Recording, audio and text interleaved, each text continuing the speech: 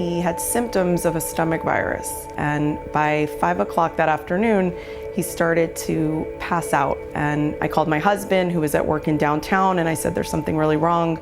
I think we need to get him to the hospital. When I put my stethoscope in his chest, somehow the heart rate was way too slow and kind of told me that there was something wrong. Looking at his EKG, we noticed he was in complete heart block. As far as what was causing him to be in complete heart block, we weren't quite sure. I didn't know what was going on, and I just was holding onto his hand, and he just looked at me and he goes, I'm dying, right? So in 20 years that I've been practicing pediatrics, I have never seen a case like this in a normal, healthy child to have a complete block in the heart.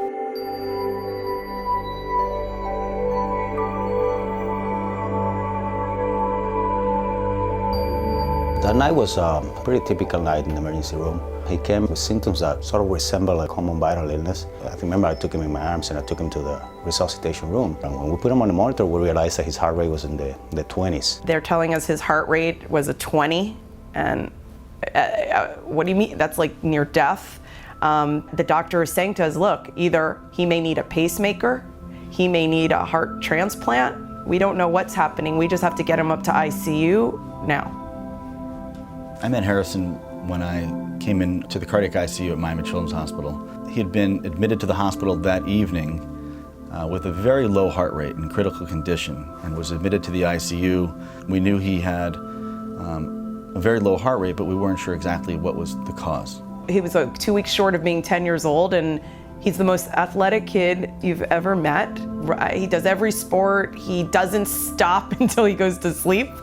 And we're like, we just didn't understand. And the doctor was like, his heart is in complete block. We obviously thought he had a stomach virus, and we were taking him there to get hydrated. And the next thing we know, our whole life is turned around like that, and literally in 5 minutes. The whole time that we were thinking about what was happening to Harrison, I was very open with the parents, explaining to them the different possibilities and letting them know I was going to contact some other physicians and that we would talk about Harrison's condition. And with great leadership from our cardiology and cardiac ICU and our cardiac surgeons, we were able to offer our patients the experience of the entire medical staff. After about a week of being in the cardiac ICU, the doctors came to us and said, we got the blood results and we know what caused this. And we're like, what was it? And they said, it's a virus called parvo. And it's very common in toddlers, but it's very benign. They get a fever, they get sometimes a rash, and within a couple days it's done. In his case, the virus attacked his heart. And at the end of the day, they saved his life. The ER did a fantastic job of recognizing that this was a cardiac problem, sending Harrison to our cardiac intensive care unit, where we have an entire team ready to take care of children with heart problems. The first doctor that we encountered after the emergency room doctor, Dr. Valerone, who was like a superhero to us. I mean, he saved him with his quick thinking. But Dr. Katz was the first doctor that was working that evening with him. And he was just so kind and sweet and calm. Yeah, and very calm, unlike us.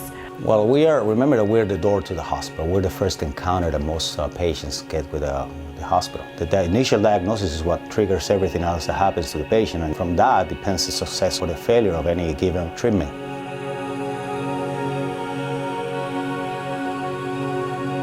About 3 years ago, the hospital started doing a 5K, and Harrison said, let's do it. So 3 years ago, we started, the four of us and one of Harrison's best friends, and we did the 5K for 2 years. And then this past September, for the third annual run, it's Harrison's bar mitzvah this year. It's in the Jewish religion when you turn 13.